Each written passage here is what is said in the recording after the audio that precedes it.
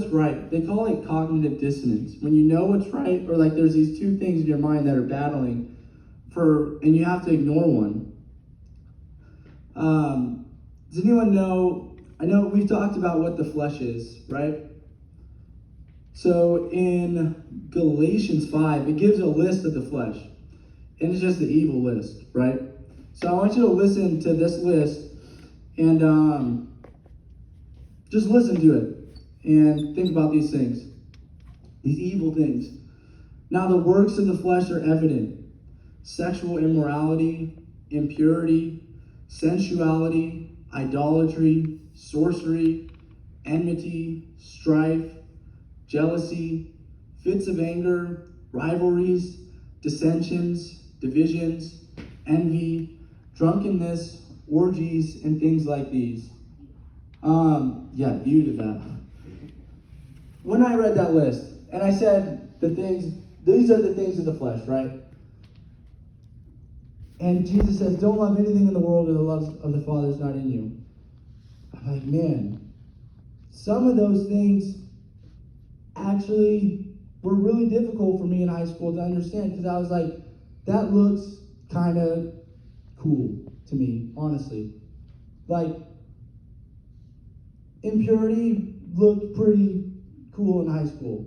It's really common. Everybody's doing it. And I was just like, that's probably pretty tight. Drunkenness. A lot of people were drinking.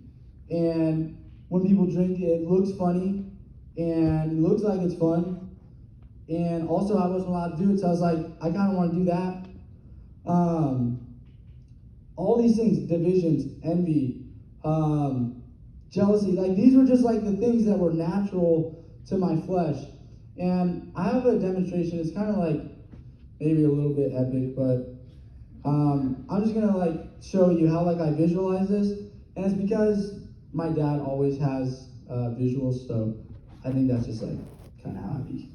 But I was just like show you guys this like visualization of how I felt like I was in high school. When, if you guys feel like torn by what is it?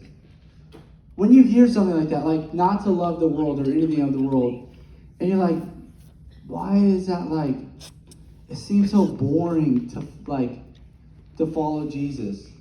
It just doesn't like, it's not that fun. I feel like you haven't seen God yet. And I feel like I was kind of the same way. I should have got that cool mic where you don't have to hold it. But imagine, like, I guess I have to keep this like a little bit so I can see. But like, you're in high school, right? You're me in high school. Let's just say this is me, right? I was chilling.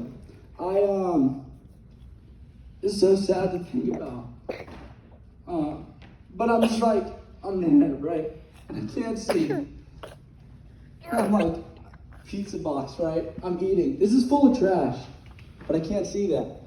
And you're like, oh, impurity? Yeah, that seems like everybody's enjoying that. Why not? Like, maybe God doesn't know what's best for me. And you look so dumb. You're going in on this, right? And then you're like, sensuality. Does anyone know what sensuality is? It's when you just follow whatever like feels right to you. So you're like, okay, I'll try that on. Let me see how that feels. And you're just like trusting whatever feels right in the moment. I'll just like, I don't know. This feels good. I feel comfortable. I'm satisfied. I'm like everybody else. And I don't know, I just feel comfortable. Like, I can't even explain. I'm sorry, I'm blanking on what I'm thinking. I felt like for a long time, I was trying like so many things. And it wasn't until one day that God opened my eyes to be able to see. And I was like, what was I doing? Like, this looks so nasty. Like, what was I doing? And then I looked at it and I was like, what was I doing with, like, I thought that drunkenness was going to make me happy. Like, this is a noose. Like, this is going to kill me.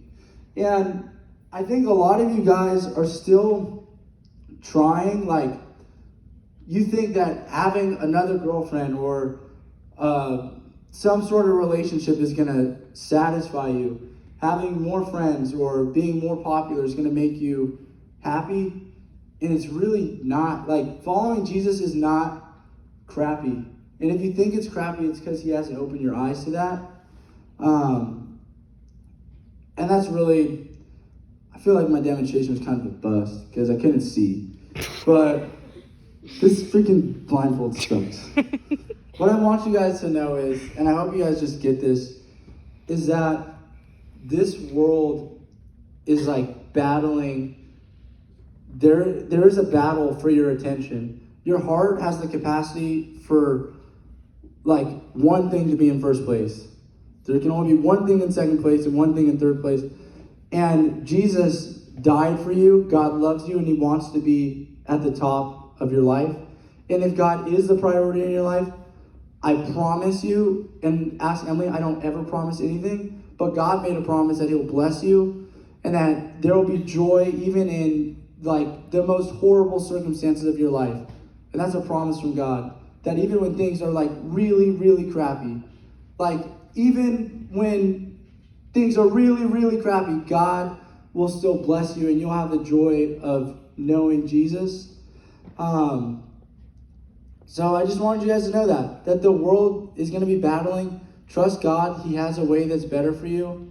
And just take inventory of what you guys are allowing to be at the top of your heart's leaderboard. We'll